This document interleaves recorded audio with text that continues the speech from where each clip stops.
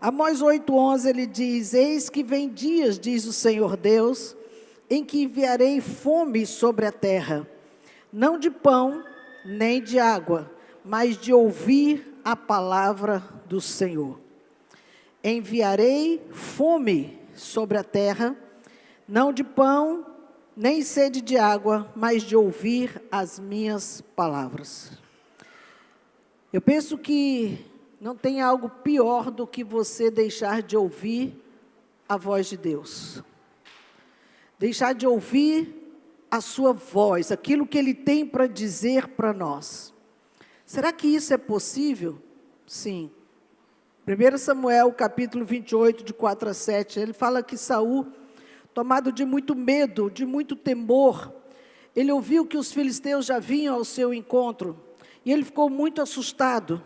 E naquela hora, ele consultou ao Senhor. E o texto diz: porém, não lhe respondeu, nem por sonhos, nem por Urim, nem por profetas. Silêncio total dos céus. Que tristeza quando os céus se calam para não ouvir a nossa voz. Isso nos leva, irmãos, a ter fome de Deus.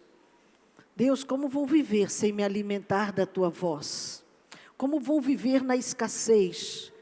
Viver na fome física é uma história, mas a viver na fome espiritual sem ouvir Deus, na escassez plena, é uma coisa extremamente trágica, irmãos.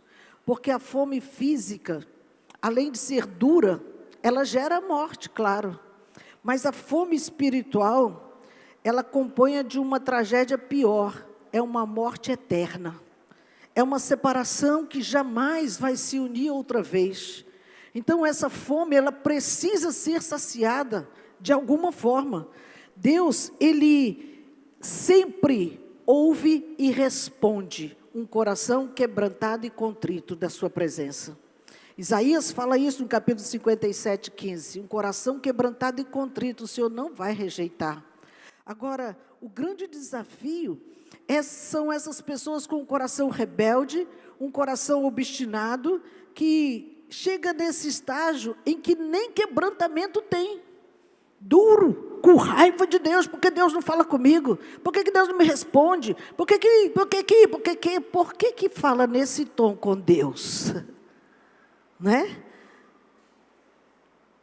Jesus, irmãos, ele disse no Sermão da Montanha, Mateus 5:6, bem-aventurado o que tem fome e sede de justiça, porque eles serão saciados. Fome e sede de justiça.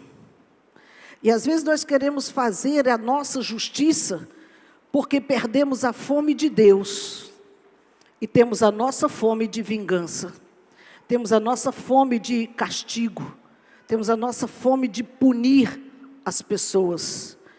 Mas como que nós perdemos esse apetite de ficar com fome de Deus, de não querer nos alimentar mais da sua palavra, de não querermos nos alimentar mais da célula, não querer mais alimentar da boca do líder que te deu comida tantos anos te cuidou, ajudou a sarar as feridas, ajudou a se levantar das horas mais difíceis, ajudou orando e jejuando, ajudou até financeiramente, ajudou de várias formas, mas de repente, não quero sua comida mais, e vira as costas sem dar nem até logo.